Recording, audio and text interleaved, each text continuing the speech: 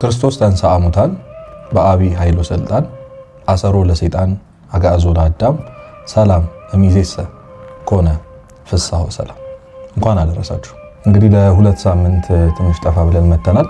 ያለፉት ቅዳሜዎች ሁላችሁም እንደምታውቁት የሕማማት ሳምንትና የትንሣኤ ዋዜማ ሳምንት ስለነበር በእነዚህ ሁለት ሳምንታት ውስጥ የክርስቶስን ሕማምና ያው ትንሣኤውን እያሰብን ማሳለፍ ስለነበረብን ለዛ ነው ወደ ኋላ ያልነው። አሁን ወደ ቀደመው ትምህርታችን ተመልሰናል። እግዚአብሔር ከኛ ጋር። ዛሬ እግዚአብሔር ቢወድና ቢፈቅድ የምንነጋገረው እግዚአብሔር የሚያስተምረን ስለ ክፉ ልማድ ወይም ሱስ ይሆናል። ይህን እንግዲህ አስቀድመን በመጀመሪያው በሰራናቸው ቪዲዮ ውስጥ 8 ኤፒሶድ እንደሚኖሩ ትምህርቶች እንደሚኖሩ ተነጋግረን ነበር። ሁሉም ተከታታይና ተያያዥነት ይኖራቸዋል። ከዚህ በፊት የነበረው ትምህርታችን ያው ዲፕሬሽን ወይም ድባቴ ነበር። በጣም ብዙ ወጣቶች በዚህ በድባቴ በዲፕሬሽን ሲጠቁ ብዙን ጊዜያቸውን በጨለማና በክፍል ውስጥ ወይም ደግሞ ይህንን ስሜት ለማምለጥ የማይሆን ኃጢአት ውስጥ እንደ ማምለጫነት ተጠቅመው እንደሚገቡበት ተነጋግረን ነበር። ከነዚህ ሁሉ ነገር ውስጥ ደግሞ የመጀመሪያውና ትልቁ ነገር ክፉ ልማድ ነው፣ ወይም ደግሞ ልምድ የሆነ ኃጢአት ወይም ደግሞ ሱስ ነው። በጣም ብዙዎቻችን ብቻ ሳይሆን ሁሉም ክርስቲያን ማለት ይቻላል ጾር አለበት። ከዚህ በፊት እንደተነጋገርነው ጾር ማለት ጦር ማለት ነው። በየዕለቱ በየጊዜው አንድን ሰው የሚወጋው የሚፈትነው አንድ ኃጢአት አንድ የሚቸገርበት ወደ እግዚአብሔር እንዳይቀር መንፈሳዊ ተግባራትን እንዳያደርግ ወደ ንስሐ ወደ ስጋው ደግሞ ወደ መንፈሳዊ ሕይወት ወደ ተስተካከለ መንፈሳዊ ሕይወትና የቅድስና ሕይወት ውስጥ እንዳይገባ የሚያደርገው የሆነ ጾር ይነውበታል። ሁላችንም የራሳችን የሆነ ደካማ ጎን አለ። ሁላችንም በጣም ብዙ ነገሮች ላይ ጎበዝ ልንሆን እንችላለን፣ ግን ጎበዝ ያልሆንበት ነገር ደግሞ አለ። ሌላ ሰው በጣም የሚፈተንበት ነገር ለኛ በጣም ቀላል ሊሆን ይችላል። እኛ የምንፈተንበት ደግሞ ለሌላው ሰው ቀላል ሊሆን ይችላል። ግን ሁላችንም ስፔሲፊክሊ ከአንድ ኃጢአት ጋር ዲል እናደርጋለን። ከአንድ ክፉ ልማድ ጋር እንታገላለን። ሁልጊዜ ንስሐ አባቶቻችን ጋር ሄደን መናዘዝ እስኪያስጠላን ድረስ በጣም ስለሰለቸን ብዙዎቻችን ከንስሐ አባቶቻችን ከንስሐ ከስጋው ደግሞ ከቤተክርስቲያን የራቅነው በዚህ ክፉ ልማድ የተነሳ ነው። ሁሌም እንደምንለው ሁላችንም ማድረግ ሳንፈልግ የምናደርገው አንድ ኃጢአት አለ። በየቀኑ የምንታገለው ላለማድረግ የምንጠራው ምናልባት ደግሞ በየቀኑ እያደረግነው ያለን ሳናቀው መቼ እንደገባንበት መቼ እንደጀመርነው ሳናውቀው የተያያዝነው አንድ ኃጢአት ክፉ ልማድ አለ እና ዛሬ የምንነጋገረው ስለሱ ነው። እንዴት ነው የገባነው? ለምን ነው የገባነው? ምክንያቶቹ ምንድናቸው? መጨረሻስ መፍትሄው ምንድነው የሚለው እናያለን። እግዚአብሔር ከኛ ጋር በመሆን እንዲያስተምረን እንዲመክረን የሱ መልካም ፈቃድ ይሆናል። እንግዲህ ቅዱስ ዮሐንስ አፈወርቅ ልማድ ሁለተኛ ተፈጥሮ ነው ይላል፣ ወይም ሁለተኛ ባህሪ ነው ብሎ ይገልጸዋል። ምክንያቱም ሁላችንም የራሳችንን በጣም በድግግሞሽ ምክንያት የተላበስነው የሆነ ማንነት አለ አይደል? ስለዚህ ክፉ ልማድ ደግሞ ሁለተኛ ማንነት ነው። የራስን ማንነት መቀየር እንደሚከብደው ሁሉ ክፉ ልማድን ማስተካከል ደግሞ በዛው ልክ በጣም ይከብዳል። ስለዚህ ያንን የተላበስነውን የኖርንበትን ማንነት ቀየረን ሌላ ሰው መሆን እንደሚከብደው ሁሉ ያንን ክፉ ልማድ ልክ እንደ ተፈጥሮ ነው፣ ልክ እንደ ሕይወት ማንነት ነው፣ እንደ ራሳችን ማንነት ተላብሶ የሚኖሩ ይላል ቅዱስ ዮሐንስ አፈወርቅ። በጣም ከባድ ያደረገው ከክፉ ልማድ ከአንድ ኃጢአት መላቀቅ በጣም ከባድ ያደረገው እንደ ሁለተኛ ተፈጥሮ እንደ ሁለተኛ ማንነት እንደ ሁለተኛ ባህሪ አብሮን ስለሚኖር ነው ማለት። እንግዲህ ክፉ ልማድ በመንፈሳዊው ዓለም የኃጢአት ባርነት ተብሎ ነው የሚጠቀሰው። እንደውም ዮሐንስ ወንጌል ላይ ኃጢአትን ሁሉ የሚያደርግ ሰው የኃጢአት ባሪያ ነው ይላል። ኃጢአትን የሚያደርግ ሁሉ የኃጢአት ባሪያ ነው እና ስጋችን ከነፍሳችን በላይ ሆኖ ነፍሳችን ለስጋችን ተገዝታ በባርነት ውስጥ ሆና ያንን የስጋ ፍትወት ያንን የስጋ ኃጢአት በየቀኑ ስናደርገው ተገዝታ ሳትከላከል አቅሟ አልቆ እንድትኖር ያደርጋታልና የትኛውም ኃጢአት ባሪያ ያደርጋል መጨረሻው። ብዙ ኃጢአት ልንሰራ እንችላለን፣ ግን ሁላችንም ባሪያ የሆንበት ደግሞ ያ ክፉ ልማድ አለ፣ ያ ኃጢአት አለ። ስለዚህ የኃጢአት ባሪያ ሆነን ነው እየኖርን ያለ ነው። በዚህ ክፉ ልማድ የተነሳ እስረኛ ሆነን ነው። ወደ ፈለግነው መንቀሳቀስ አንችልም። የፈለግነው አይነት ሰው መሆን አልቻለም። የፈለግነው አይነት ስሜት እንዲሰማንም ማድረግ አልቻለም።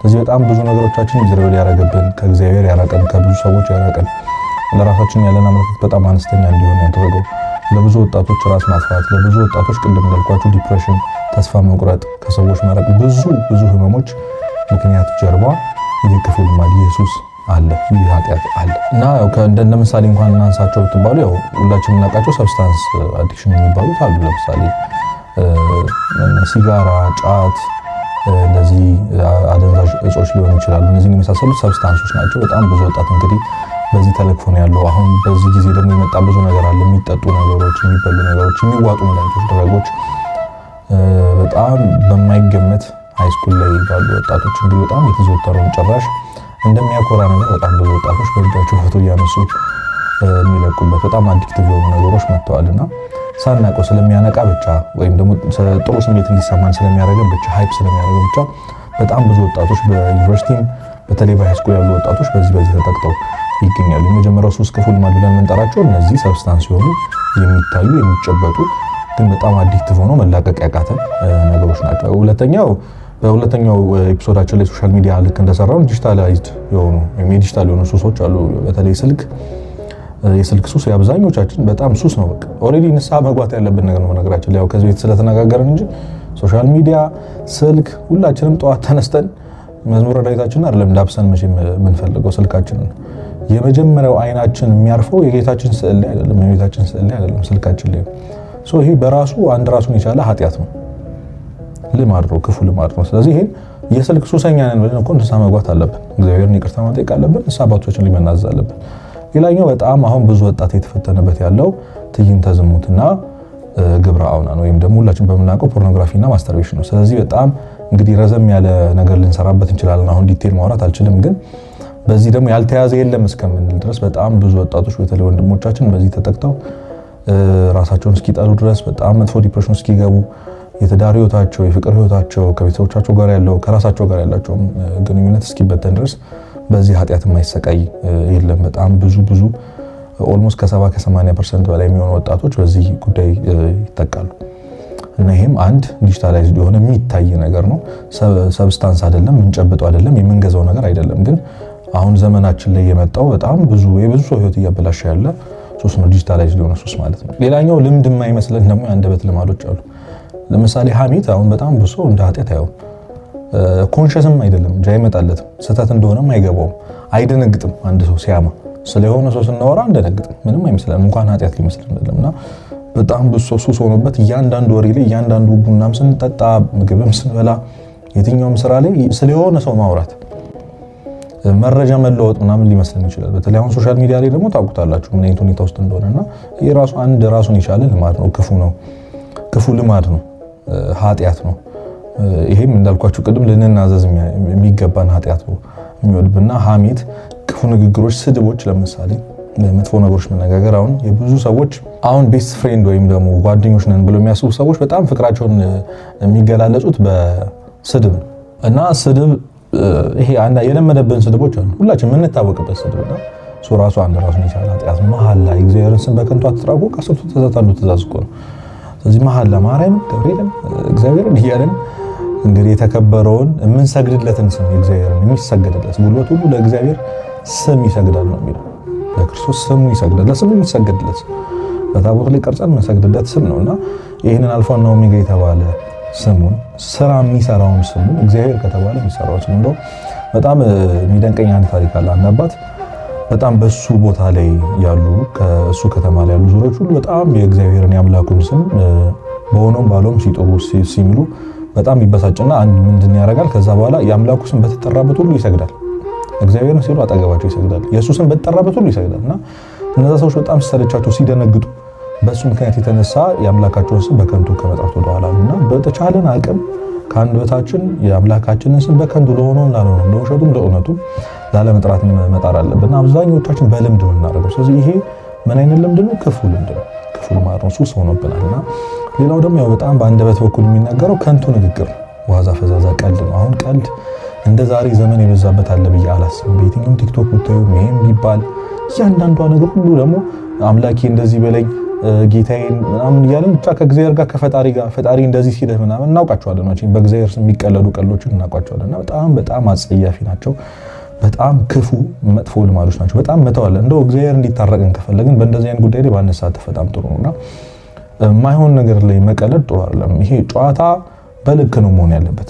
የተፈጠርነው እየተጫወትን የተዝናናን ኖረን እንድንሞት አይደለም። በነገራችን ላይ በብዙ ጭንቅ መንግስተ ሰማያት እንድትወርሱ ተብሏል። በብዙ ጭንቅ፣ በብዙ ህመም፣ በብዙ መከራ ነው መንግስተ ሰማያት የምንወርሰው። እንደዚህ እየቀለድን እየተፈታታን ቺል እያደረግን የምትወርሳት መንግስተ ሰማያት የለችም። እና ስራችን ላይም ከጓደኞቻችን ጋር ስንገናኝ፣ ከብዙ ሰዎች ጋር ስንገናኝ ብዙ ነገራችን ጨዋታ ነው፣ ቀልድ ነውና ከንቱ ንግግር ፌዝ ነው እና ፌዘኛ መንግስተ ሰማያትን አይወርስም ይላል። በነገራችን ላይ ቃሉ አይወርስም። ፌዘኛ ማለት እንግዲህ በእግዚአብሔር የሚያሾፍ በመላእክት የሚያሾፍ ምን መስራት እንዳለብን እንኳን አናውቅም። ያው ማወራው ስለምን እንደሆነ በደንብ ይገባቸዋል። ቲክቶክ እንኳን አሁን የሚሰሩትን ቪዲዮዎች በደንብ ማየት እንችላለን። መቼ ነው እግዚአብሔር እንደዚህ ሪፕሬዘንት መደረግ የጀመረው? መቼ ነው እንደዚህ አውርደን ማየት የጀመርነው አምላካችንን መላእክትን እንደዚህ መቼ ነው?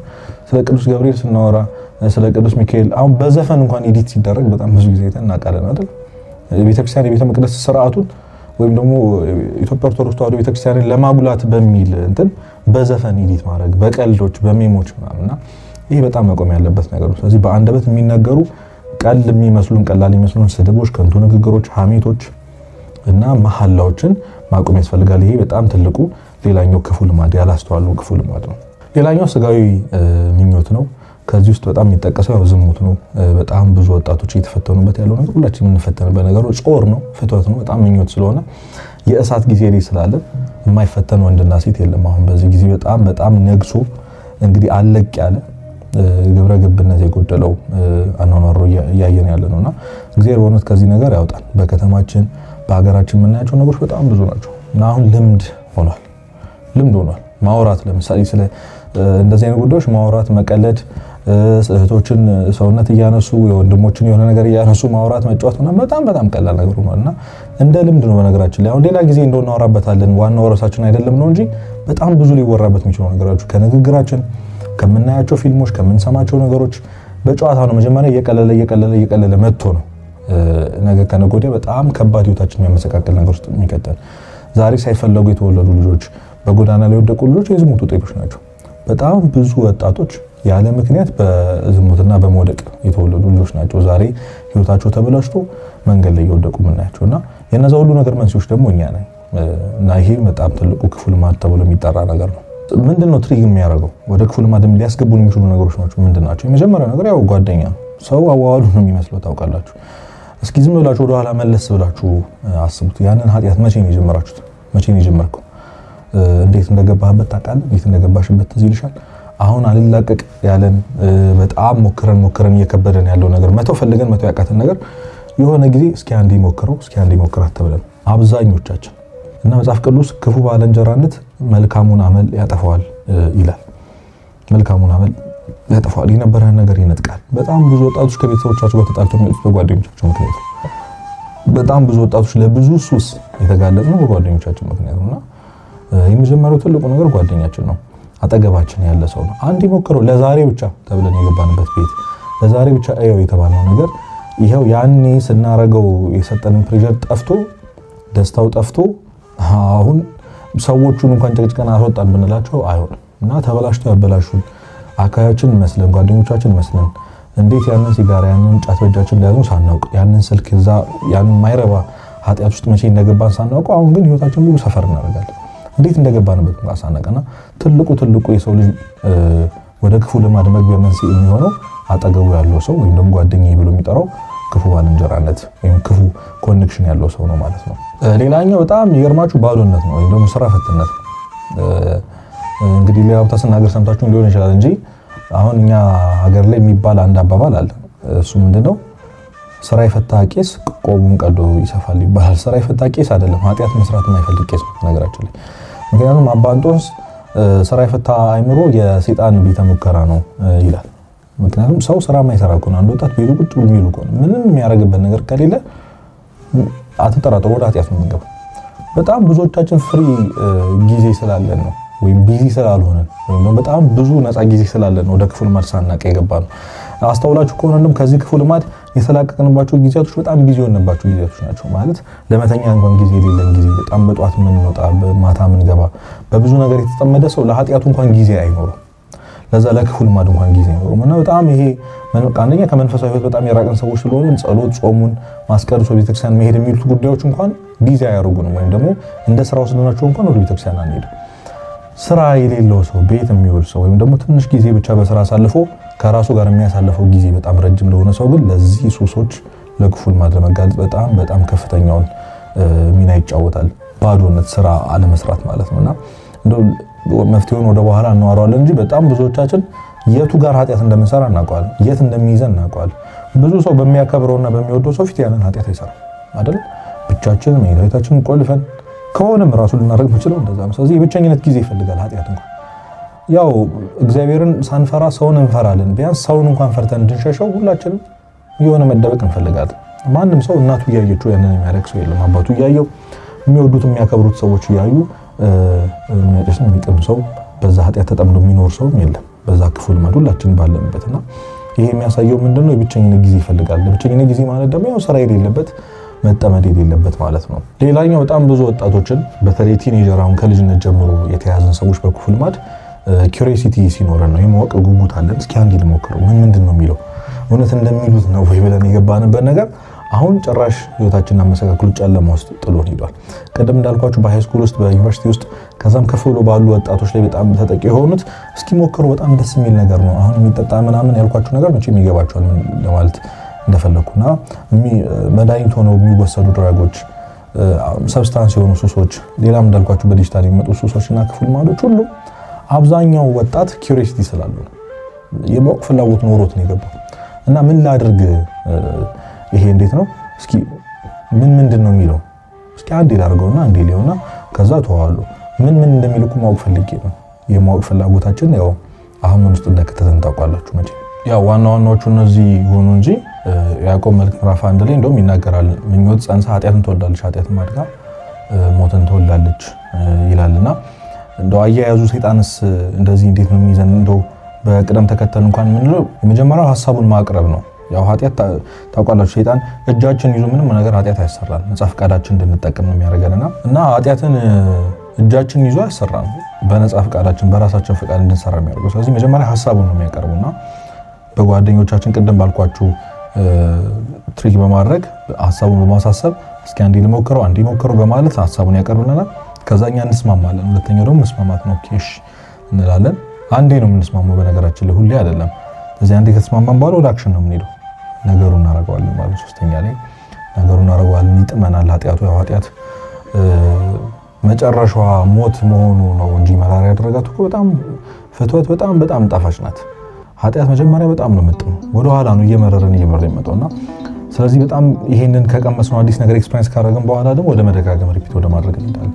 ከአክሽን በኋላ ወደ ልማድ መደጋገም ይሄዳል።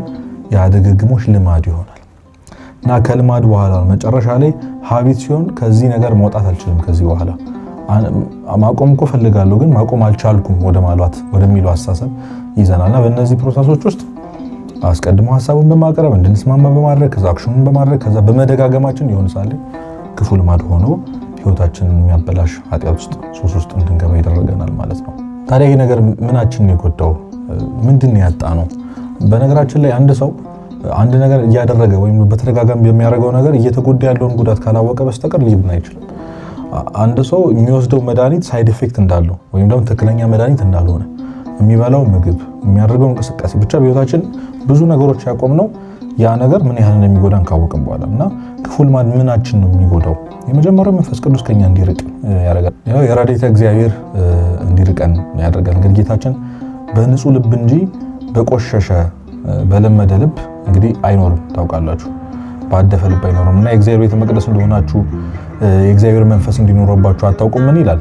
አንደኛ ቆሮንቶስ ምዕራፍ 3 ቁጥር 16 ላይና የእግዚአብሔር ቤተ መቅደሶች እንደሆነ ስላላስተዋልን በዚህ ቤተ መቅደስ ስላቆሸሽ ነው ማደሪያው የሆነውን ሰውነታችን የራሱ የእግዚአብሔር ቤተ መቅደስ ማደሪያው የሆነውን ሰውነታችን ስላሳደፍነው ብቻ እንዲርቀን ያደርገናልና ረድኤተ እግዚአብሔር ደግሞ ሰላም ያሳጣል።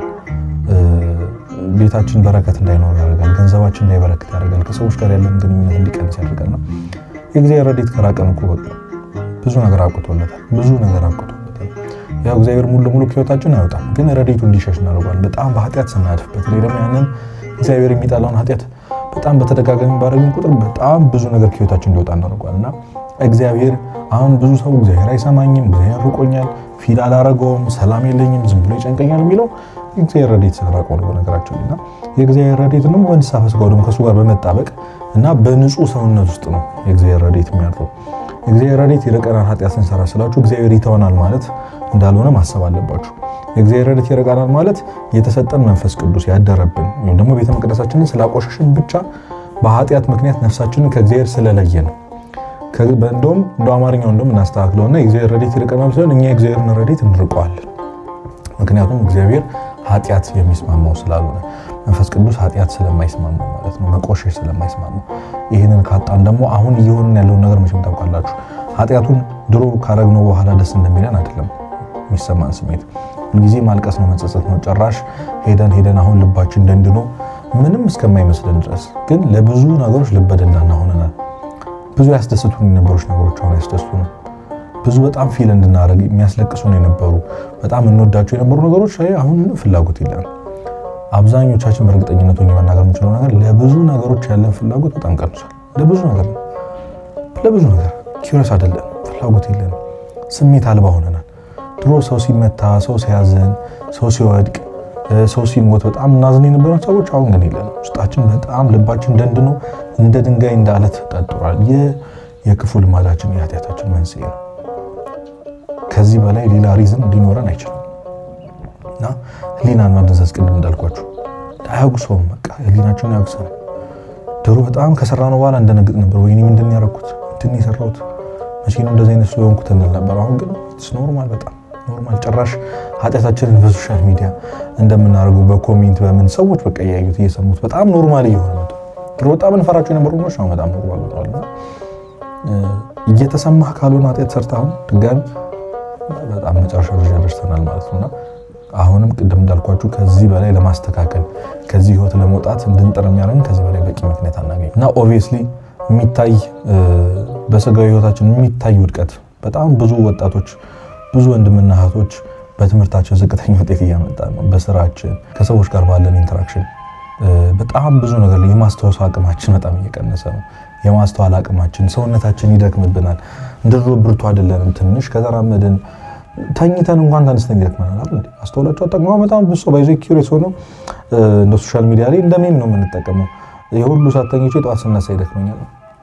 ክፉ ልማዳችን ነው፣ ኃጢአታችን ነው። በነገራችን ላይ ከእግዚአብሔር መራቃችን ነው።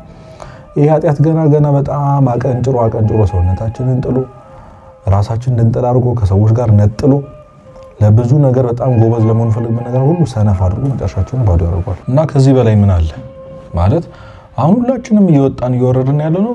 ቢያንስ እንኳን እግዚአብሔር ማሰብ ያቅተን በዓለማዊ ህይወታችን ትንሽ ሰክሰስፉል መሆን እንፈልጋለን አይደል? ይሄንን እንኳን እንድንሆን እያደረገን አይደለም። ከእግዚአብሔር ለራቀው ህይወት እንኳን የሚጠቅም ነገር አይደለም ክፉ ልማድ በነገራችን ላይ እና ከብዙ ሰዎች በታች እንደሆነ እንዲሰማን ከብዙ ነገር ወደ ኋላ እንደቀረን ደግሞ ሳይሰለችም ወይ በየቀኑ ካደረግነው በኋላ መጸጸት፣ ማዘን፣ ከቤተሰብ ጋር መቃረን፣ የምንወዳቸውን ሰዎች ለምን እንደምናስቀይማቸው እንኳን ሳናቅ ማስቀየም እና አንዳንድ ጊዜ እንደውም ካስተዋላችሁ ለምንድን ነው እንደዚህ የሆንኩ ያለሁት ብላችሁ ራሳችሁ ተጠይቃችሁ ሳታውቁት ትናገራላችሁ፣ ሳታውቁት ትጮታላችሁ።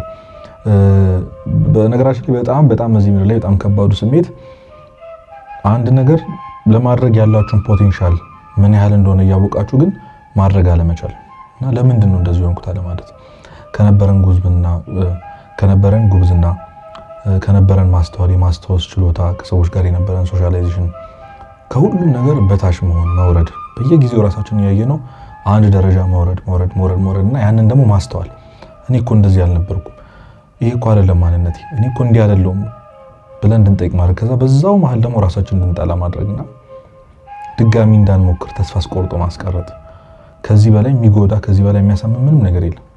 በተለይ ደግሞ የምንወዳቸውን ሰዎች ቤተሰቦቻችን እንደዛው ነው ያሳደጉን ወላጆቻችን አጠገባችን ያልተለዩ ጓደኞቻችን በዚህ ክፉ ልማድ የተነሳ ሳናውቀው አሁን ይሄንንም እኮ በጣም በነገራችን ላይ አሁን ሳወራው የሚገባው ሰው አለ፣ ገና የሚያውቅ ሰው አለ፣ ገና ኦኬ ነው ለካ የሚል ሰው አለና ከዚህ በላይ ትልቅ ሪዝን ከዚህ በላይ ትልቅ ምክንያት የለምና ከዚህ በላይ ሌላ ጉዳት የለም። ሰው ጥሩ ስሜት እንዲሰማኝ ያደርገኛል፣ ከሰዎች ትንሽ የተሻልኩ እሆናለሁ፣ ዩኒክ ያደርገኛል ምናምን ብለን የጀመርናቸው ክፉ ልማዶች ከሰው ሁሉ በታች ከምድር በታች ከሰው እግር በታች ሲያደርገን እንደማየት ምንም ያሳዝንና የሚሰብር ነገር የለም። የሆነ ቀን ጨለማ ክፍል ውስጥ ቁጭ ብለን ሁላችንም አስበንበት እናውቃለን። መቼ ነው እንዲሆንኩት? መቼ ነው ይሄን ጀመርኩት? ለምን መውጣት ያቃተኝ? ለምንድን ነው የከበደኝ ብለን እንድንጠይቅና ራሳችንን እንጣላልኩና ትልቁ ጉዳት ደግሞ ይሄ ነው። ከእግዚአብሔርም ማርቆ ከሰዎችም ከስጋ ህይወታችንም ማርቆን ከዛ መጨረሻው ማማታችን ደግሞ የሞት እንድንሞት ሲኦል እንድንገባ ያደርገናልና ከዚህ በላይ ምን ጉዳት አለ? ከዚህ በላይ እንዳንተው ወይም ደግሞ ለመተው መንገድን መጀመር እንዳለብን ማሳያ ምን ከዚህ በላይ በቂ ምክንያት አለ? ምንም የለም። እና እነዚህ ትልቁ ጉዳቶች ናቸው። መቼም ችግሩን አውርተን ሁልጊዜ መጨረሻ ላይ መፍትሄውን እናወራለን። አሁን ያልከውን ነገር እኮ ሳላውቀው ቀርቼ አይደለም፣ ሳይገባኝ ቀርቶ አይደለም። እንዴት ነው የምወጣው? ያልሞከርነው ነገር የለም። ሀውቱ ብለን ሰርች እናደርገን እናውቃለን። ሀውቱ ስቶፕ አይደለ ብለን ሰርች አድርገን እናውቃለን። ዩቲዩብ ላይ ቲክቶክ ላይ የሚመጡልን በጣም ብዙ ሰዎች ከዚህ ነገር ለመውጣት ከዚህ ለመላቀቅ ብለው በጣም ብዙ ቪዲዮዎች ምናምን አይተን ሊሆን ይችላል። ግን አሁንም እንመለሳለን። በጣም ብዙ ነገር ሞክረናል፣ ከነዛ ነገሮች ለመራቅ ሞክረናልና እውነተኛው መፍትሄዎቹ ምንድናቸው? በትክክል ብናረጋቸው ሊጠቅሙን የሚችሉ ነገሮች ምንድናቸው? የመጀመሪያው ያንን ቅድም እንዳልኳችሁ አንድ ሰው ክፉ ልማድን የሚያደርገው አስቀድሞ ሐሳብ ይቀርብለታል። ትሪግ የሚያደርገው ነገር ማለት ማናችንም ወይ በአካል በድርጊት ነው የምናደርገው፣ ወይ በሐሳብ ነው የምንፈጽመው፣ ወይ በንግግር ነው የምንፈጽመው። ኃጢአት የሚፈጸምበት መንገድ ሶስት እንደሆነ ሁላችንም እናውቃለንና እነዚህ ነገሮች የመጀመሪያው መነሻው ምንድነው ብሎ ማስፈልግ። እስኪ አንድ ቀን ጨለማ ክፍላችሁ ውስጥ ቁጭ ብለን ምንድነው እንዳረገው የሚያረገኝ ትክክለኛው ምክንያት ምንድነው? ማን ያስጀመረኝ? ከማጋስ ሆኖ መጀመሩ እና ጌታችን ተናግሯል። የማቴዎስ ወንጌል ላይ አይን ብታሰናክል አይንህን አውጥተህ ጣላት ብሏልና ያ ማለት ትክክለኛው አይንን መጣል አይደል፣ ግን ስታየው ያንን ሐሳብ አነሳስቶ ወደዛ እንዲመራ የሚያደርግ ነገር ምንድነው? ቅድም እንዳልኳችሁ ጓደኛ ብያችኋለሁ፣ ስልክ ሊሆን ይችላል፣ ያንን ነገር የምታደርጉበት ቦታ መሄድ ሊሆን ይችላል፣ እግራችሁ ሊሆን ይችላል። ስለዚህ ከት ማድረግ ከዚህ በኋላ ለእግዚአብሔር ብሎ ለእግዚአብሔር ብቻ አይደለም፣ በነገራችን ለራሳችን ብለን መተው። በጣም ብዙዎቻችን የምንፈተነው ብዙ ኃጢአት ውስጥ የገባነው በስልካችን ምክንያት። እውነት በነገራችን ላይ ስልካችን የጎዳን ይበልጣል ከሚጠቅመን እና ከልብህ መውጣት የምትፈልግ ከሆነ ከልብሽ ከዛ ኃጢአት መውጣት የምትፈልግ ከሆነ የምንሰጠው ሪዝን ራሱ በቂ አይደለም፣ ምክንያቱ ራሱ በቂ አይደለም፣ በቂም ሊሆን አይችልም። ስልክ አስፈላጊ ከሚባለው ይልቅ በጣም የጎዳን ስለሚበልጥ ቅድም እንዳልኳችሁ መንግስተ ሰማያትን የሚያሳጣን ነገር ምን ያደርግልናል? እግዚአብሔርን ያሳጣን ነገር፣ ራሳችን ያሳጣን ነገር ለምን ሊጠቅመን ይችላል? ለምን እዚህ ምድር ላይ ሁሉም ነገር ውድድር ነው። ሁሉም ቫልዩብል ናቸው፣ ሁሉም ጠቃሚ ናቸው። የምንመርጠው የተሻለውን ችግር ነው ሁሌም ቢሆን። ስለዚህ ስልክ በማጣታችን የምንጎዳው ነገር አለ፣ ግን ስልኩን በመያዛችን ከምንጎዳው ጉዳት በላይ አይደለም። ስለዚህ ሁሉ ጊዜም የተሻለ ችግር ነው የምንመርጠው ማለት ነው፣ በየትኛውም መንገድ ውስጥ ሁሌም ቢሆን። ስለዚህ ጓደኞቻችን በጣም እንወዳቸዋለን ልንል እንችላለን፣ ከነሱ ጋር መሆን ልንል እንችላለን፣ ግን ከእግዚአብሔር ይበልጣሉ? ካጣኸው ሰላም ይበልጣሉ? ወደፊት እግዚአብሔር ደግሞ እንደው አይበልብን እንጂ ከምናጣው መንግስተ ሰማያት ይበልጣሉ? የነዛ ሰዎች አይበልጡም። ስለዚህ መተው ያለብንን ሰው መተው፣ ለመቁረጥ ወስነን መነሳት አለብን። ስለዚህ አንድ ቀን ቁጭ ብለን ከራሳችን ጋር እናወራ፣ ከእግዚአብሔር ጋር እንነጋገር። ምንድነው የምር መነሻዋ ምንድናት? ኃጢአቱን እንዳረግ የምታረገኝ ወደዚህ ክፉ ልማድ ወደምጠላው መተው እየፈለኩ ግን መተው ወዳልቻልኩት ወደዚህ ኃጢአት መንገዱ እንድጀምር የሚያደርገኝ ትሪገር ፖይንቱ ምንድነው ብሎ ማንሳት ያስፈልጋል። ከዛ በኋላ ያን ነገር ሙሉ ለሙሉ ከታርጎ ቆርጦ ከህይወት ማውጣት ያስፈልጋል፣ መወሰን ያስፈልጋል። ቅድም እንዳልኳችሁ ጉዳቱን ያጣነውን ነገር የኃጢአት ምን እንዳረገችን፣ እንዴት እንዳቆሰለችን፣ እንዴት ከሰውታችን እንዳረገችን ስናስበው ይሄ ክፉ ልማድ ለመተው በጣም በቂ ምክንያት እናገኛለን። ከእግዚአብሔር መራቅ ብቻ በቂ ነው። ከእግዚአብሔር መራቅ ብቻ መራቃችን ብቻ ነገ ሞት እንደምንሞት ማሰባችን ብቻ በጣም በቂ ነው። ወደ መፍትሄዎቹ ስንሄድ የመጀመሪያ ሁሉም ነገር ቀዳሚው ወደ ልብ መመለስ ነው። ለዚህ በጣም ትልቅ ምሳሌ የሚሆነን የሉቃስ ወንጌል ምዕራፍ 15 ላይ የተጠቀሰው የጠፋው ልጅ ታሪክ ነው። ትዝ የሚላችሁ ከሆነ የአባቱን ገንዘብ ከተካፈለ በኋላ ከሴተኛ ዳሪዎች ገንዘቡን በትኖ በእሪያ መካከል ሆኖ የእሪያ ምግብ ሲመኝ ራሱን አገኙ፣ ነቃ፣ ወደ ልቡ ተመለሰ ማለት ነው። ምንድነው እየሰራው ያለው ታዲያ? በአባቴ ቤት ያሉ ሰራተኞች ምግብ ይተርፋቸዋል፣ እኔ ግን እዚህ ሆኜ የእሪያን ምግብ እመኛለሁ አለ። ያን ጊዜ ወደ ልቡ ተመለሰ ማለት ነቃ ማለት ነውና ምንድነው እየሆንኩ ያለሁት? ይሄ ነገር እኮ ኃጢአት ነው ማለት አሁን እየኖርኩት ያለሁት ህይወት ትክክለኛ ህይወት አይደለም፣ ይሄ ህይወት አይደለም ብሎ ማመን ትልቅ ነገር። እንደውም ማሪሳቅ ምን ይላል መሰላችሁ? የኃጢአትን አስከፊነት መንገዘብ ከጸሎቶች ሁሉ ይበልጣል ይላል። ምንድነው እያደረኩ ያለሁት? ይሄ እኮ ኃጢአት እኮ፣ ይሄ እግዚአብሔርን መቅደስ ማቆሸሽ እኮ፣ ከእግዚአብሔር መራቅ እኮ መሞት እኮ። በሞት እኮ አሁን ይህንን ክፉ ልማድ ካደረኩት በኋላ በሞት እኮ ሲኦል ነው የምገባው። ከዚህ የተሻለ ህይወት እኮ ይገባኛል። ሰው ነኝ፣ በእግዚአብሔር አምሳያና ምሳሌ የተፈጠርኩ ሰው ነኝ። እንዲህ ሊሆን እኮ አይገባም ነበር ብሎ ወደ ልብ መመለስ ያስፈልጋል፣ ማመን ያስፈልጋል። ትልቁ እርምጃ፣ የመጀመሪያው ትልቁ እርምጃ ድንግጥ ብሎ መንቃት ያስፈልጋል። ኮንሽስ መሆን አለብን። እንዴ ለምን ነው እንደዚህ ነው ያሉት? ለምን ላቀቅም አልጠራው? አይን ሁላችንም እኮ ይገባናል። ሁላችንም ልክ ነው ብለን አይደለም እያደረግን ያለነው፣ ግን ከልባችን ስላልነቃል ነው። ከልባችን የመለወጥን እርምጃ ያልጀመርነው ወደ ልባችን ስላልተመለስ ስላልነቃል። ከዛ ተናገረ፣ ወደ አባቴ ሄዳለሁ፣ እንደ ልጅ ልባል አይገባኝም፣ ከሰራተኞች አንድ ግን አርገኝ እለዋለሁ አለ። ከዚህ ተስፋ ማድረግ ያለበትን ቦታ ጥሎ ወጣና የመጀመሪያው መፍትሄ ወደ ልብ መመለስ ነው። ቅድም ስላችሁ እንደነበረው የሆነ ጊዜ ራሳችሁን የሆነ ጨለማ ውስጥ ክፍል ውስጥ ቁጭ ብላችሁ ጠይቁት። በቃ ለምንድነው እንዲህ እየሆንኩ ያለሁት? ምንድነው እያደረኩ ያለሁት? በነገራችን ላይ ሁላችንም አሁን ክፉ ልማድ ሲባል የኔ ክፉ ልማድ ምንድን ነው ልንል እንችላለን። በእርግጠኝነት ራሳችን ብንጠይቀው ይመልስልናል። የሆነ በተደጋጋሚ የምናደርገው ኃጢአት መስሎ የማይሰማን ግን ኃጢአት የሆነ ነገር ይኖራል። ሌሎቻችን ደግሞ በጣም ኦብቪየስ ነው፣ ይዘነዋል፣ ሁልጊዜ እንጠቀመዋለን፣ እናድርገዋለን፣ በየቀኑ በማድረጋችን እንሰተታለን። ስለዚህ ወደ ልባችን መመለስ፣ የሆነ ምሽት ላይ የሆነ ጊዜ ላይ ቁጭ ብለን ማሰብ፣ ቆም ብሎ ማሰብ፣ አይምሮአችንን ማሰራት ያስፈልጋልና ወደ ልቡ የተመለሰ ሰው የመጀመሪያውን እርምጃ ይራመዳል ማለት ነው። ሁለተኛው ወደዚህ መንገድ ሊያስገቡን የሚችሉ ነገሮች ሁሉ ማለት ቀደም እንዳልኳችሁ ለምሳሌ ለብቻችን ስንሆን ከሆነ ኃጢአቱን የምንሰራው ለብቻችን የምንሆንበትን አጋጣሚ ማድረግ፣ በጣም ከምትወዱት ከምታከብሩት ሰው ጋር ማደር ሊሆን ይችላል። በቃ ለምንድን ነው ስትባሉ ድብቅ እና እንደዚህ አይነት ሜቶዶችን መጠቀም አስበን አቅደንበት እነዛን ነገር ከህይወታችን ቆርጠን መጣል። ስለዚህ መታገል ያለብን ከኃጢአቱ ጋር ሳይሆን ኃጢአቱ እንድንሰራ ከሚያደርጉን ምክንያቶች፣ መንገዶች ወይም ደግሞ የሚጀምሩ ነገር ሐሳቡ እንዴት ነው የሚያቀርብልን፣ ምን ስናይ ነው የምንነሳው። ወደ ኋላ እንኳን ራሳችንን ብናየው እያንዳንዷ ኃጢአቱን የሰራንበት ቀን ላይ መነሻ አላቸው። እያንዳንዷ የሆነ ነገር ከሌለ ኃጢአት ማንሰራበት ጊዜ አለ። ለምሳሌ ቤተክርስቲያን ስንሆን ኃጢአቱን አንሰራውም፣ ኮምፕሊት የታወቀ ነው። ገዳም ስንሆን አንሰራውም። ለምን? አንደኛ ቦታው በጣም የተቀደሰ ቦታ እንደሆነ እናውቃለን። ሁለተኛ ደግሞ እነዛ ነገሮች የሚኖሩትን ልናያቸው፣ ልንሰማቸው፣ ልናደርጋቸው፣ ልንሄድባቸው የምንችላቸው ቦታዎች ሁሉ ይቀንሳል። ስለዚህ አያሳስበንም። ስለዚህ ቤተክርስቲያን መዋል ካለባችሁ ማድረግ ካለ 15 ዓመት ሙሉ መኖር ካለበት መኖር ቤተክርስቲያን ከዚህ ዘወትር ከሚደማው ኃጢአታችን መቆም ካለበት የደም ከተባለው ኃጢአታችን ለመላቀቅ ማድረግ ያለብን ሁሉ ማድረግ አለብን። ኢንቨስት ማድረግ ያለብን ሁሉ፣ መጣል ያለብን ነገር ሁሉ መጣል አለብን። ምክንያቱም ወርዝ ያደርጋል። ኃጢአት የሌለበት ይሄ ክፉ ልማድ እስኪ ዝም ብላችሁ ራሳችሁን አስቡት። ይሄ ክፉ ልማድ ባይኖር ህይወት ምን አይነት ሊሆን ይችላል ብላችሁ አስባችሁ ታውቃላችሁ? እንደዚህ አይነት ሰው ባልሆን ይሄ ኃጢአት ህይወት ውስጥ ባይኖር ኖሮ ምን አይነት ሰው ነው ምን አይነት ሰው ልንሆን እንደምንችል አስቡ። እግዚአብሔር እንዴት የሚያከብረው የሚወደው ወደ እግዚአብሔር የሚቀርብ ከምንም ነገር በላይ ሰላም የሆነ ሌላው ሰዎች ከራሱ አልፎ ለሰዎች የሚጠቅም ሰው መሆን እንችል ነበር። ብዙ ማድረግ የምንችላቸው ፖቴንሻላችን ሁላችንም እናውቀዋለን።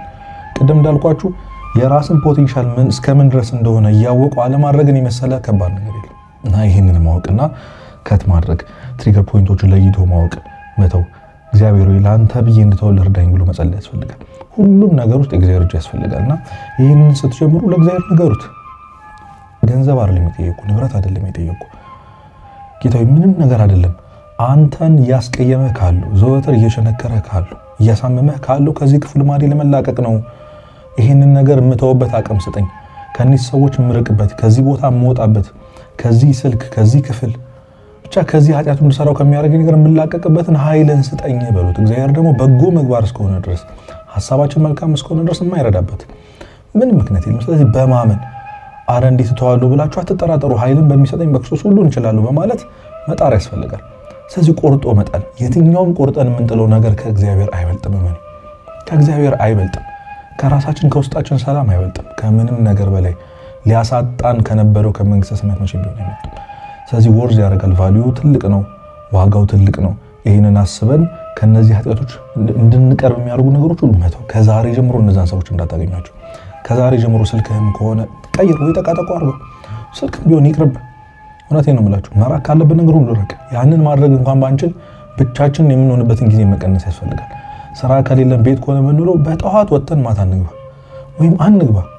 ገዳም መሄድ ካለብን እንሂድ፣ ለምደን እስክንቆይ ድረስ ያንን ኃጢአት ማድረግ ፍቅሩ እስኪጠፋ ድረስ ለኃጢአቱ ያለን ቦታ እስኪቀንስ ድረስ መራቅ ካለብን ነገር ሁሉ ለመራቅ መጀመሪያ ውሳኔ፣ ቆራጥነት ያስፈልጋል። ይህን እንድናደርግ በእውነት እግዚአብሔር ይርዳል። ሶስተኛው መፍትሄ ተቃራኒ ልማድን ማዳበር። እንደውም አባቶች ምን ይላሉ? ክፉ ልማድ የሚጠፋው በሌላ መልካም ልማድ ነው ይላሉ። ይህንን በጣም ብዙ ቦታ ተናግሬያለሁ። አንድን ልማድ ለማቆም ከመጣር ይልቅ ሌላ ልማድ እዛ ልማድ ላይ መተካት ነው። እንግዲህ ታውቃላችሁ የሁሉም ነገር መንስኤ ፍቅር ነው ወይም ደግሞ መውደድ ነው። ብትወዱኝስ ትእዛዜን ጠብቋል። የእግዚአብሔርን ትእዛዝ መጠበቅ ያቃተን በኃጢአት የወደቅነው እግዚአብሔርን ስለማንወደው ነው፣ ለእግዚአብሔር ፍቅር ስለሌለን። ምክንያቱም ወይ ደግሞ እግዚአብሔርን እንወደዋለን ግን ከኃጢአታችን የበለጠ አንወደውም። ከኃጢአታችን በላይ በጣም አታችመንት የለንም። ይሄ በጣም የሚያስታውቅና የሚታይ ነገር ነውና ሰው ከኃጢአቱ በላይ እግዚአብሔርን መውደድ ከቻለ ኃጢአቱን የማይተልበት ይህንን ክፉ ልማድ የማይተውበት ምንም ምክንያት የለም። ምክንያቱም ፍቅር ከሞት በላይ የጸናች ናት ይላል መጽሐፍ ቅዱስ። በጣም ኃያል ናት። ሰው አንድን ነገር ካልወደደ በስተቀር ከዛ ነገር ምንም ፍቅር ከሌለው ሊያረገውን ደጋግሞ ሊመላለስበት አይችልም። በስህተት አንዴ ሊል ይችላል፣ ግን ደጋግሞ በህይወቱ ሊኖርበት አይችልም። ስለዚህ ይሄንን ክፉ ልማድ የምናደርገውን ክፉ ልማድ በመልካም ልማድ መተካት ያስፈልጋል። ኒውትራል የሚባል ህይወት የለም። በነገራችን ላይ ሁለት አይነት ኃጢአት አለ። እዚህ ጋር በደንብ አዳምጡ ማለት የመጀመሪያው ኃጢአት መስራት አንድ ኃጢአት ነው። ጽድቅን አለመስራት ሌላኛው ኃጢአት ነው። ይሄን ታውቃላችሁ። ስለዚህ ኒውትራል የሚባል ነገር የለም። አንዳንድ ሰው ዝም ብሎ እየኖረ እኔ ምን ኃጢአት አልሰራ፣ ሰው አልገደልኩ፣ አልዘፍን፣ አልጨፍር ታዲያ ምን ይላል። መሆን አይቻልም። መሀል የሚባል ቦታ የለም። ስለዚህ ጽድቅ የማትሰራ ከሆነ በተሰጠህ ጊዜ በተሰጠህ እድሜ ጽድቅ የማትሰራበት ጥሩ ነገር የማታደርግበት ከሆነ አሁንም ስቲል ኃጢአተኛ ነህ። ኃጢአትን ማድረግ ብቻ አይደለም ኃጢአት መስራት ማለት። ስለዚህ ክፉ ልማዶችን ለመተው ያለን ብቸኛ አማራጭ ክፉ ልማዱ እዛው እንዳለ ሌላ ጥሩ ልማድ መክተት ነው። ለምሳሌ አሁን በምንፈተንበት አሁን ምሳሌ በምሰጣችሁ ወይም ዘፈን ብለን እንያዘው። ዘፈን ብዬ በምሰጣችሁ ምሳሌ እናንተ የራሳችሁን ክፉ ልማድ እየተከታችሁ ለመስማት ሞክሩ። ለምሳሌ አንድ ሰው በዘፈን የሚፈተን ከሆነ የዘፈን ተቃራኒው መዝሙር ነው። ታውቃላችሁ፣ መተከት ያለበት በዛ። ስለዚህ አንዳንድ ሰው ዘፈን ለመተው ብሎ የመጀመሪያው ትልቁ የሚያደርገው መፍትሄ ምንድነው? ዘፈኑ ሙሉ ለሙሉ ከስልኩ ማጥፋትና መዝሙር መጫን ነው።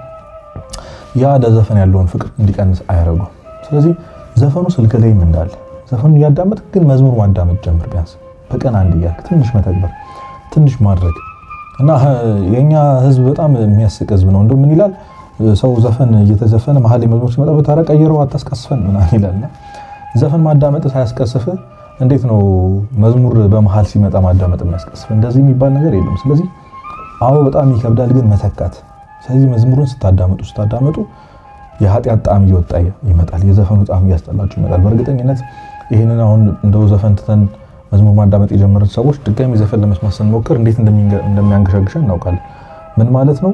የመዝሙር ጣዕም በውስጣችን ከነበረው ከዘፈን ጣዕም በላይ በጣም ጣፋጭ ስለሆነና ስለቀመስ ነው ስላጣጣም ነው ዘወትር ማድረግ ስለጀመርን ነው። እና ከጧት ጀምረን ኃጢአት የምንሰራ ሰዎች ምናልባት ጧት ቤተክርስቲያን መሄድ መጀመር እንችላለን። ጸሎት ማድረግ መጾም ሊሆን ይችላል።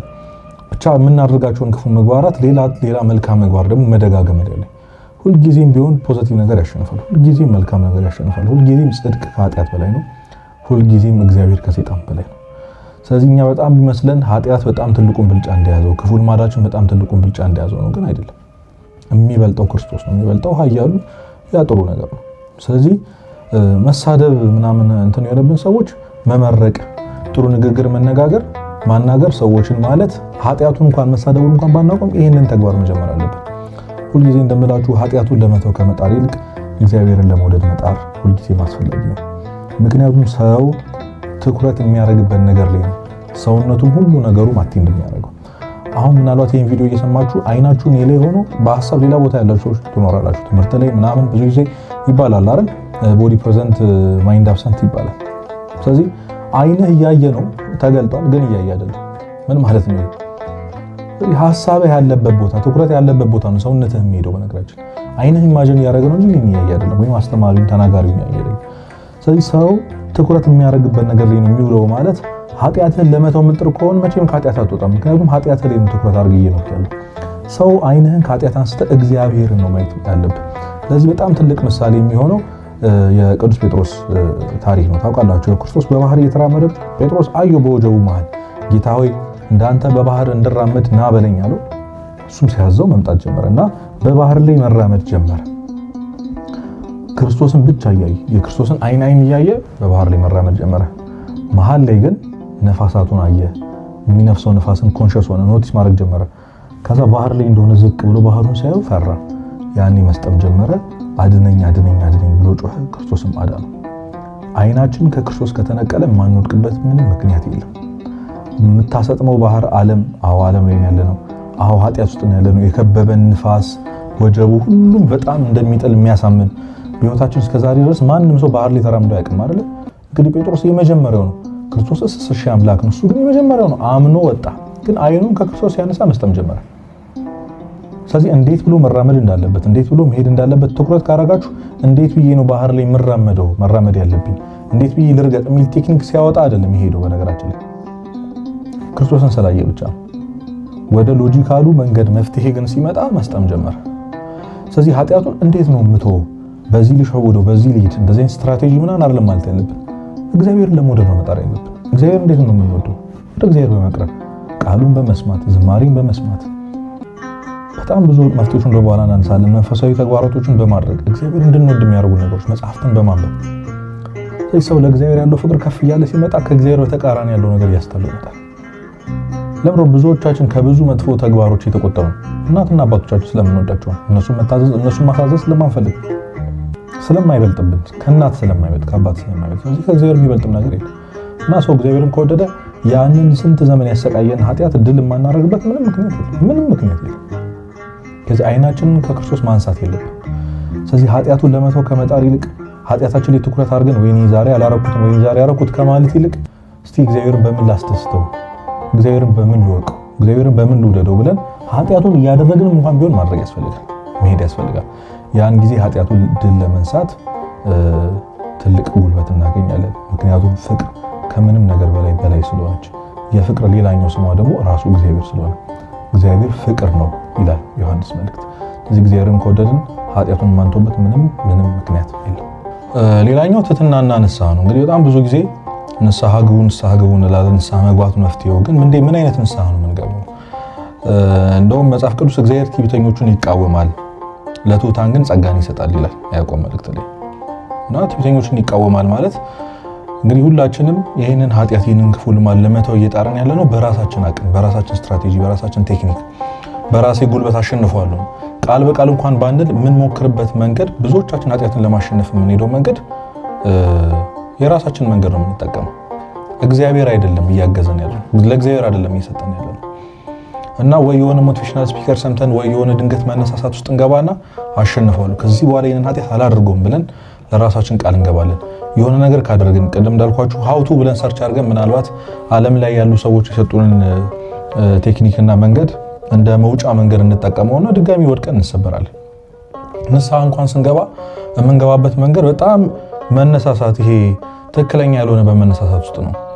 ድንገት የሆነ የሚመጣ ኃይል አለ አይደል? ከዚህ በኋላ አላረጉም ማቆም አለብኝ እኔ እንደዚህ አይነት ህይወት አይገባኝም እንልና ሄደን እንናዘዛለን። የምንናዘዝበት መንገድ ትሕትና የለውም፣ ራስን ማዋረድ የለውም፣ ዝቅ ማለት የለውም። ጀስት ተናግሮ ቶሎ ለመገላገል፣ ቶሎ ለመቁረብ በመቸኮል ቶሎ ህይወትን ለመቀየርና አንዴ ንስሐ ከገባው ስጋው ደግሞ ከተቀበልኩ ደግሜ አላረጉም ይሄ ህይወቴ ተቀየረ ከዚህ በኋላ ትቻለሁ የሚል መነሳሳት ውስጥ ስንቴ ገብተን ተመልሰን እንደወደቅን እናንተ ታውቃላችሁ። ስለዚህ ትሕትና ያስፈልጋል። ትሕትና ማለት እኔ አቅም የለኝም አቅሜ አንተ ነህ ማለት ነው። ሌላ ነገር የለውም። በነገራችን ላይ አቅሜ አንተ ነህ ማለት ነው። ያለ እኔ ምንም ልታርጉ አትችሉም፣ እኔ የሌለውበት ቦታ ላይ እናንተ የላችሁም ብለህ ተናግራል። ዮሐንስ ወንጌል ላይ ያለ እኔ ምንም ልታርጉ አትችሉም ብሏል። ስለዚህ ይህንን ቃል ይዛችሁ እግዚአብሔር ፊት ሂዱ። ያለ አንተ ምንም ማድረግ አልችልም በሉት። ያለ አንተ ምንም ማድረግ አልችልም፣ የፈጠርከኝ አንተ ነህ። ለእግዚአብሔር የሚሳነው ነገር የለም ተብሎ ነው ያደግኩት። የሚሳነው ነገር የለም፣ ይህንን ኃጢአት አውጣልኝ በሉት እና እስከዛሬ ሞክረናል፣ በጣም ሞክረናል።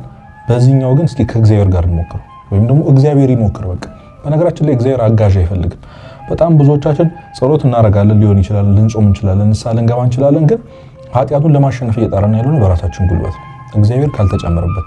እንዲያውም ሙሉ ለሙሉ ይህንን ህይወታችንን ይህንን ከኃጢአት ጋር ያለውን ትግላችንን ራሱ እግዚአብሔር ካልያዘው በስተቀር ልናሸንፍ አንችልም፣ በየትኛው መንገድ ልናሸንፍ አንችልም። ስለዚህ ትሕትናን በመሞላት የንስሐ አባቶቻችን ፊት ስንዴ በመሰበር ስላልቻልኩ አቅም ስለሌለኝ እኔ ስለማልችል ለኃጢአት የተገዛው ሰው ስለሆንኩኝ ነፍሴን ለስጋዬ ያስገዛው ሰው ስለሆንኩኝ ራሱ እግዚአብሔር ያግዘኝ በማለት ራስን በማዋረድ ትሕትና በተሞላው መንገድ መታገል ያስፈልጋል። ሰይጣንም ቢሆን በነገራችን ላይ በጣም የሚፈልገው ይሄ ነው። ለዛ ነው መጽሐፍ ቅዱስ ማንም የቆመ ቢመስለው እንዳይወድቅ ይጠንቀቅ ያለው። በራስህ ዕውቀት በራስህ ጥበብ አትመካ ያለው ለዛም እና እኛ የሞከርነው ነገር ሁሉ አልሰራም፣ ግን እግዚአብሔር ቢጨመርበት ወይም ደግሞ ሁሉ እግዚአብሔር ቢወስዶ የሚሰራ ይመስላችሁ? ስለዚህ ለኃጢአት እጃችን እንደሰጠን ሁሉ ያንን ራሱን እጃችን ደግሞ ለእግዚአብሔር እንስጠው። እኔ ከዚህ ውጪ ሌላ መጠይቅ ነገር የለም በሉት። ንብረት ጠይቄ አላቅም፣ ምን ነገር አትጠይቁት፣ ስጋዊ ነገር አልጠየቅኩም። ይሄ የምጠይቀ ነገር በእውነት አንተን የሚያስደስት ነገር ነው። አንተን መበደል ስለማልፈልግ፣ አንተን ማስቀየም ስለማልፈልግ፣ ከአንተ ጋር መለያየት ስለማልፈልግ ብዬ የምጠይቅ የምታገለው ነገር ነው። ትግሌን እይልኝ፣ ፍላጎቴን እይልኝ በሉት። አንኳኩ ይከፈትላችኋል፣ ፈልጉ ታገኛላችሁ ብለሃል። እነሆ ጌታ ሆይ ከኃጢአት መላቀቅ እፈልጋለሁ በሉት። ያን ጊዜ ያድነናል። ስለዚህ እግዚአብሔር ሙሉ ለሙሉ እጁን የከተተበት ትዝ ይላችሁ ከሆነ 12 ዓመት ሁሉ ደም ሲፈሳት የነበረችው ሴት ያልሞከረችው መድኃኒት የለም። ገንዘቧን አፍሳለች፣ ለብዙ ባለመድኃኒቱ ሰጥታለች። ከስራ ሁሉ ነገር ባዶ እስክትሆን ድረስ 12 ዓመት ሙሉ ደሟን የሚያቆምላት ነገር ስትሞክር ነበር። አንድ ጊዜ ግን ተነሳች። የክርስቶስ ቀሚሱን ነካዋለሁ ከዛ ድናለሁ ብላ አመነች። ሄዳም ነካችሁ። ምናልባት ቀላል ሊመስል ይችላል፣ ግን አይደለም። አንቺ ሴት እምነትሽ አድኖሻል አላት። ቀሚስ በመንካት ብቻ ሄዳነችው ስላመነች ነው። ቀሚስ መንካት ብቻ የሚያድን ሆኖ ሳይሆን እሷ ከልቧ ስላመነችው ስለ እምነቷ ብሎ አዳናት። ትንሿን ጥረቷን ማለት ነውና ገንዘብ ከማውጣት ሌላ ቦታ ከመሄድ ከመሯሯጥ እኛ ልክ ነው ብለን ከምናስበው ነገር ሁሉ እግዚአብሔር ያድነኛል ብሎ ማመኑ ለእግዚአብሔር ያንን ኃጢአት አሳልፎ መስጠቱ ብቻ ነው የሚያድነና አንተ ሰው እምነትህ አድኖሃል፣ አንቺ ሴት እምነትሽ አድኖሻል መባል ምን ፈልግ ከሆነ ቀሚስ መንካት የተባለው የሱን ቀሚስ መያዝ የተባለው አለቅህም ማለት ያስፈልጋል። ስለዚህ ያለህበት መጥቼ ይሰጣሉ፣ ኃጢአቴን አሳልፌ ይሰጣሉ። ከዚህ በኋላ ተኬር የምታደርገው አንተ ነህ ማለት ያስፈልጋል። ከዚህ በኋላ ኃጢአት እንዳልሰራ ማድረግ የምትችለው አንተ ነህ፣ ከዚህ ኃጢአት የምትወጣኝ አንተ ነህ ብላችሁ በማመን ራስን በማዋረድ ውስጥ ሆነን ወደ እግዚአብሔር መቅረብ ያስፈልጋል። ስለዚህ አሁን ንስሐ መግባት ብቻ ሳይሆን በትህትና የተሞላ ንስሐ መግባት ያስፈልጋል። በማልቀስ በመዋረድ ይሄው አቅም የለኝም ማለት ያስፈልጋል። ብዙዎቻችን ከኃጢአት በኋላ ድጋሚ መነሳሳት ሲመጣብን አሸንፋለሁ ምንለው፣ ግን ኃይልን በሚሰጠኝ በክርስቶስ ሁሉ እንችላለን። ስለምፈልግ ብቻ ከዚህ ኃጢአት መውጣት ስለምፈልግ ብቻ እግዚአብሔር ያድነኛል። ለምን? መልካም ሐሳብ ስለሆነ እቅዴ፣ ልመናዬ፣ ጥረቴ፣ ምኞቴ እግዚአብሔርን አለማስቀየም ነው፣ ሌላ ነገር አይደለም። ይሄንን ደግሞ ከእግዚአብሔር ውጭ ማን ሊደግፈው ይችላል? እግዚአብሔር ከዚህ በላይ ሌላ ሐሳብ ምን ሊያደንቅ ይችላል? ምን ሊፈልግ ይችላል? ስለዚህ ያንን በማለት ትህትና የተሞላው ንስሐ መግባት ያስፈልጋል ማለት ነው። ሌላኛው እዚህ ላይ በጣም ሪሌት የሚያደርግልኝና በጣም የምወደው ታሪክ የቅዱስ ጴጥሮስ ታሪክ ነው። ይገርማችኋል። ክርስቶስ በባህር ሲራመድ ያኔ ማዕበሉ ሁሉ ሲመጣ ጴጥሮስ አሻግሮ ክርስቶስን ካየው በኋላ ጌታ ሆይ እንዳንተ ባህር እንድራመድ ጥራኝ፣ እዘዘኝ አለው። ወይም ደግሞ አስችለኝ ሲለው ና አለው። ያን ጊዜ ክርስቶስን አይን እያየ በዘመናችን ሰምተንም አይተንም ማናቆም ተአምር የሆነውን ነገር በባህር መራመድ ጀመረ። አይኑን እያየ እየተጠጋው ግን ምን ይላል መጽሐፍ ቅዱስ? ነፋሳቱን መስማት ጀመረ። ነፋሱን አየ፣ ማዕበሉን አየ። ከዛ አስታወሰ፣ ለካ ባህር ላይ ነኝ፣ ለካ ውሃ ላይ ሰው መራመድ አይችልም የሚባለው ወደ እውቀቱ መምጣት ጀመረ። ወደ ራሱ መመልከት ጀመረ። ልክ የክርስቶስን አይን ማየት ሲያቆም መስጠም ጀመረ። እና ይሄ ነው ፖይንቱ። የማይቻል የመሰለን መቼም አልወጣም ከዚህ ኃጢአት ያልነውን በባህር ላይ እንደመራመድ እንወጣለን። እንዴት ካላችን የክርስቶስን አይን በማየት ብቻ፣ የክርስቶስን አይን በማየት ብቻ፣ እሱን በማመን ብቻ። እና ለወድቅ እችላለሁ እኮ ይሄ እኮ በጣም ለብዙ ዘመን የተሸገርኩበት ኃጢአት እኮ ነው ምናምን ማለት ምንጭስ ልክ ስንጀምር ነው የምንወድቀው። በነገራችን ላይ ሴጣን የነገረን በጣም ብዙ ውሸቶች አሉ። በጣም ብዙ ውሸቶች ስለ ራሳችን የምናስበው ራሳችን የምናይበት መንገድ ሁሉ አብዛኛው የተሳሳተ ነው፣ በጣም የተሳሳተ። እግዚአብሔር ግን ልጄ ይችላል ነው የሚለው፣ ቢጠየቅ የሚናገረው አስችለዋለሁ ነው የሚለው። እና እሱን የተጠጋ እግዚአብሔርን ያመነ ከምንም ነገር በላይ ደግሞ የክርስቶስ አይን ላይ አይኑን አሳርፎ የሚራመድ ሰው ምንም ነገር ያልፋል። እንኳን ይህን ኃጢአት ምንም ነገር እናልፋለን። ክርስቲያኖች ምንም ነገር እናልፋለን። እና አይናችንን ከሱ ባለማንሳት ቅድም እንዳልኳችሁ መጸለይ ያስፈልጋል። እዘዘኝ ብሏል። ስለዚህ ጌታ አውጣኝ ከዚህ በዚህ ሁሉ ማዕበል ውስጥ አንተን ብቻ እያዩ በባህር እየተራመድኩ መምጣት እንደምችል አምናለሁ፣ ግን አንተ እዘዘኝ፣ አንተ በለኝ። ነፃ ፈቃዴን አሳልፌ እሰጣለሁ፣ ሰውነቴን ሁሉ ነገሬን አሳልፌ እሰጣለሁ፣ አንተ አስችለኝ ማለት ያስፈልጋል። ያን ጊዜ በባህር እንራመዳለን። ያሰጠመን ለብዙ ጊዜ ከምድር በታች አድርጎን የቆየውን ይህን ክፉ ልማድ ኃጢአታችንን ድል የምንነሳበት ኃይል እናገኛለን። መቼ ካላችሁኝ የክርስቶስ አይን ላይ አይናችን የተከለን ቀን። ያው የመጨረሻው ሁላችንም የምናውቀው በጣም ብዙ ጊዜ የተጨቃጨቅንበት የተነጋገርንበት ነገር ቢኖር የጌታችን የመድኃኒታችን ኢየሱስ ክርስቶስ ቅዱስ ሥጋና ክቡር ደሙ። ያለሱ ምንም አይነት መፍትሄ ሊኖር አይችልም። አሁን ምናልባት በጣም በብዙ ክፉ ልማድ የነበርን ምናልባት በጣም በብዙ ክፉ ልማድ ውስጥ ያለን ሰዎች በጣም ስለተሰቃየን ሜቢ በጣም ማጂካል ሚስቴሪየስ የሆነ በጣም ኤክስፔክት የሚደረግ የሆነ ዲቴል ነገር አዲስ ነገር ይነግረናል ብላችሁ የሰማችሁ ሊሆን ይችላል። ከክርስቶስ ሥጋና ደም ከንስሐ እና አሁን ከነገርኳችሁ በተለይ ሌላ አዲስ ነገር የለም። ይህንን መደጋገም ብቻ ነው የሚያደርግ። አንድ ጥሩ ዜና ልንገራችሁ። የጌታችን ሥጋና ደም የምንቀበለው ንጹህ ሆነን አይደለም፣ ንጹህ ለመሆን ነው የምንቀበለው። ከኃጢአታችን ተላቀን ደህና ሰው ከሆንን በኋላ የምንቀበለው ነገር አይደለም። ደህና ሰው ለመሆን ከኃጢአታችን ለመላቀቅ የምንቀበለው ነገር ነው። የክርስቶስ ሥጋና ደም የመጨረሻው ማብቂያው አይደለም፣ መድኃኒት ነው። እየደጋገምን መቀበል የምንችለው ነገር ነው። ይህንን ነገር ከልባችን ማመን ካልጀመርን መቼም ቢሆን አንለውጥም። መቼም ልንተወው አንችልም። መቼም። ስለዚህ ለመቁረብ አስቡ ብሏል እኮ ክርስቶስ። ሥጋዬን የሚበላ ደሜን የሚጠጣ እኔ በእሱ እኖራለሁ፣ እሱ በእኔ ውስጥ ይኖራል። ክርስቶስ በሰውነታችሁ ከተዋሃደ፣ ሥጋው ከሥጋችሁ፣ ደማችሁ ከደማችሁ፣ ደሙ ከደማችን፣ ሥጋው ከሥጋችን ጋር ከተዋሃደ እንኳን ኃጢአት ምንስ ነገር አናሸንፍም። ስለዚህ ኃጢአቱን ድል ካረኩ በኋላ ቆርባለሁ አይደለም። እንዳትፈሩ። ክርስቶስ የፈቀደውን ነገር እኛ እንዴት ፈርተን ወደ ኋላ እንላለን? ንስሐና ቁርባን የሚደገቡ ሚስጥራት ናቸው ብላ ቤተክርስቲያን አስተምራናለች። ዛሬ ብንወድቅ ነገ ንስሐ እንገባለን። ነገ ንስሐ ገብተን ከነገ ወዲያ ብንወድቅ ድጋሚ ንስሐ እንገባለን። አሁንም እንቆርባለን፣ አሁንም ኃጢአት እንሰራለን፣ አሁንም እንቆርባለን። በጣም በተደጋጋሚ ባደረግነው ቁጥር በሰውነታችን እየተዋሃደ ለኃጢአቱ ያለን ቦታ እየቀነሰ ለእግዚአብሔር ያለን ፍቅር እየበለጠ ኃጢአቱ ላይ ያለን ጉልበት እየጨመረ ይመጣል። ስለዚህ እመኑኝ እስካሁን ድረስ ያወራሁትን ነገር ሁሉ ትታችሁ ይህን ብቻ ብትሰሙ ብቻ በቂ። የክርስቶስ ሥጋና ደም መቀበል ብቻ ነው የሚያድነው። ይህንን ማሰብ ያስፈልጋል። ትልቁን የመጨረሻው መፍትሄ ነው። ምንም ብታደርጉ መጨረሻ ይሄን መሆን ያለበት፣ ምንም ብናደርግ መጨረሻ ላይ መድረስ ያለብን ነዛ እና የኢሞርታሊቲ ሜዲሲን ነው። ኢሞርታል ነው የምትሆኑት፣ የማይሞት ሰው ነው የምትሆኑት በክርስቶስ ሥጋና ደም። ሞተን እንኳን አንሞትም፣ ወድቀን እንኳን አንወድቅም። የጌታችን ሥጋና ደም የተቀበለ ሰው ቃል አለው። መንግሥተ ሰማያትን የመውረስ ኃጢአትን ድል ማድረግ ቃል አለው። ቃል ተገብቶልናል። ሥጋዬን የሚበላ ደሜን የሚጠጣ ተብለናል እና ከዚህ የበለጠ ሌላ ምንም መፍትሄ የለም። ምንም መፍትሄ የለም። አይኑ ሁላችንም የምንሸሸው ነገር ነው። ማናችንም ማድረግ የማንችለው ነገር ነው። ምናልባት ቆራቢ የሆነ እኮ እንዲህ ታደርጋለች ምናምን ብለን ብዙ ጃጅ የምናደርጋቸው ሰዎች ይኖራሉ። እመኑኝ ግን ያለሱ ምንም አይነት መንገድ ምንም አይነት መፍትሄ አይኖርም። ስለዚህ የመጨረሻው ዋነኛው ሁሉንም ነገር ጠቅልሎ የሚይዝልን ከዚህ ክፉ ልማድ ከዚህ ኃጢአት የመላቀቂያ ብቸኛው መድኃኒታችን መንገዳችን የክርስቶስ ሥጋና ደም መቀበል ነው። ሁላችንም ለዛ ያብቃል። የመጨረሻ የምላችሁ ነገር ይሄ ትግል እስክትሞቱ ድረስ አይቆም። ተስፋ ለማስቆረጥ አይደለም እምላችሁ። ሁሌም ከኃጢአት ጋር ትግል አለ። እስክንሞት ድረስ ወደ ክርስቶስ እስክንሄድ መንግሥተ ሰማያትን ወርሰን ከእሱ ጋር በሰላም መኖር እስክንጀምር ድረስ ሁልጊዜም ትግል አለ። ስለዚህ ያ ማለት ሁሌ የምንታገለው እና ከዚህ በኋላ ኤክስፔክት አድርጉ ማለት አይደለም። አንዴ ድነን ከዛ በኋላ ደስተኛ ሆነን እንኖራለን ማለት አይደለም። በጣም ብዙዎቻችን ኤክስፔክት ስለምናደርግ በጣም በቃ አንዴ ንስሐ ከገባን አንዴ ስቆርም ከተቀበልን መውደቅ የለ ስለሚመስለን፣ ክርስትና ግን መውደቅና መነሳት መውደቅ መነሳት መውደቅ መነሳት። ሁሌ እንደምላችሁ በወድቅ እነሳለሁ ያለውን ወጣት ሁሌ ተነጋግረን የለ።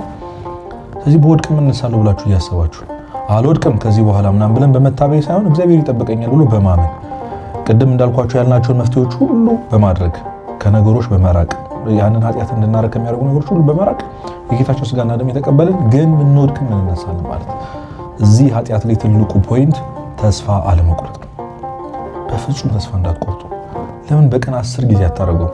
ለምን አሁን ቆርባ አሁን አታረጉም? ይሁዳ ትዝ ይላችሁ? የቆረበ ሌሊት እኮ ነው ክርስቶስን የሸጠው። ጴጥሮስም የካዱ የቆረበ ሌሊት ነው፣ ግን አለቀሰ፣ ተመለሰ። የሆነ ልጅ ስምዖን የተወደኛሉ ይስሉ እንደወደ አንተ ታውቃለህ ብሎ ወደ ሐዋርያት ተመለሰ። ቀላቀለው ማለት ነው። እና ሐዋርያት ክርስቶስን በስቅለቱ ቀን የሸሹት እኮ ከቆረቡ በኋላ፣ ኃጢአት የሰሩት የበደሉት ከቆረቡ በኋላ፣ ጴጥሮስ የካዱ ኃጢአት የሰረገው ከቆረበ በኋላ፣ ሚስጥረ ቁርባን በተፈጸመበት ሌሊት ነው ጥሎት የሸሹት፣ ክርስቶስም የተያዘው። ከዚህ ይሄ ምልክት እኮ ነው። ይሄ ትምህርት ነው። ይሄ ምሳሌ ነው አለ። ከስጋው ደግሞ በኋላም በኃጢአት መውደቅ አለ ሲል ነው ክርስቶስ። ግን ከኃጢአት መውደቅ በኋላም ደግሞ ስጋው ደግሞ አለ። እስክንሞት ድረስ የክርስቶስ ሥጋና ደም በየዕለቱ እየተፈተተ ይጠብቀናል ቤተክርስቲያን በየቀኑ። ስለዚህ በወድቅ እነሳለሁ የሚል ሜንታሊቲ ከሌለን አንድ ነው። ተስፋ እንዳትቆርጡ። አይኖ በጣም ይከብዳል፣ በጣም በጣም ይከብዳል፣ ይገባኛል። ያንን ኃጢአት በተደጋጋሚ ማድረግ ራስን ሁልጊዜ ተመሳሳይ ቦታ ላይ ማግኘት በጣም ከባድ ነው። አሁን ብዙ ሰው የሚናገረው ነገር አለ። እንዲህ ቁጭ ብለህ ስታወራ እንደምታወራው ቀላል አይምሰል የሚሉኝ ሰዎች አሉ። ለማንም ሰው ቀላል እንዳልሆነ አውቃለሁ። እኔ የምፈተንበት ነገር ሁላችንም የምንፈተንበት ነገር። በዚህ ልክም ደግሞ የምናወራው ስለማናውቀው አይደለም። አንብበን ተዘጋጅተን የምንመጣው ነገር አይደለም። ይሄ ህይወታችን የሁላችንም ወጣቶች ህይወት ነው። ግን ቤተክርስቲያን እንዳስተማረችን እንደነገረችን ከሆነ ተስፋ መቁረጥ መፍትሄ ሊሆን አይችልም። አዎ ከባድ ነው፣ ግን ይቻላል። ከኃጢአትን ድል ማድረግ ይቻላል። ከእግዚአብሔር ጋር መሆን ይቻላል። ስጋው ደግሞ መቀበል፣ ንስሐ መግባት፣ ጻድቅ ቅዱስ መሆን በዚህ ዘመን ይቻላል። መንግሥተ ሰማያትን መውረስ እንችላለን። ይሄንን እውነት ለመናገር ነው እዚህ የተቀመጥነው እንጂ ነገሩ ቀላል ሆኖ አይደለም። በሚያወሩ አይበስም ብላችሁ ነው። በሁላችን ምን ኃጢአተኛ ከእናንተ በላይ ያልሆንም ብላችሁ ነው። ግን ተስፋ አለን ነው። እግዚአብሔር ንስሐን ሰጥቶናል። ስለዚህ እንደነ ግብፃዊቷ ማርያም እንደነ አባ ሙሴ ጸሊም እንደተነሳህኑ ቅዱሳን ተስፋ ሲሰጠን ነው እግዚአብሔር። ፊያታዊ ዘየማን እንደበደለው እኮ ማናችንም አልበደልም። ቅዱስ ዳዊት የሰራውን በእርግጠኝነት አንተም አንቺም እኔም አልሰራ ነው። ግን ተነስቷል። ይሄው ልበ አምላክ እስከመባል ደርሷል። እስኪ በመጽሐፍ ቅዱስ ኃጢአት ሰርቶ ያልወደቀ ማንን ታውቃላችሁ? ከዛ ሳይልተነሳ ማንን ታውቃላችሁ? ሁሉም ተፈትኗል። ሁላችን ተፈትናል። እና ቅዱሳን ገድል ብታነቡ ወድቆ ያልተነሳ ማንም ሰው የለም። ስንክሳር ብታነቡ እግዚአብሔር ሕይወቱን ያልቀየረለት የለም። እና አንድ ቀን ሰው ያደርገኛል፣ አንድ ቀን ድል አደርገዋለሁ እያሉ በየቀኑ መታገልን መምረጥ ያስፈልጋል። ቃልም አልገባላችሁ ነገር ግን ሁልጊዜ ሰላም እንሆናለን ማለት አይደለም። ክርስትና ጠባቧ መንገድ ናት። ሁልጊዜ ትግል ነው። ቅዱስ ጳውሎስ ተናግሯል። እስከ ደም ድረስ እንታገላለን ከኃጢአት ጋር ብሏል። ደም እስከሚያፈሰን ድረስ እንታገላለን ብሏልና እስከ መጨረሻው ሀቀታችን ድረስ ከኃጢአት ጋር እየታገልን ከራሳችን ምኞትና ፍቃድ ጋር እየታገልን እግዚአብሔርን እየወደድን ተስፋ ባለመቁረጥ ስጋው ደሙን እየተቀበልን ንስሐ የገባን እስከ መጨረሻው መጽናት ያስፈልጋል። እግዚአብሔር አምላካችን ቅዱስ እግዚአብሔር አባታችን ኢየሱስ ክርስቶስ ከዚህ ኃጢአት ሁላችን ነፃ ያውጣን። ቅዱሳን መላእክቱን ቅዱሳን ሰማዕታቱን ልኮ እንዲራዱን ያርግልን።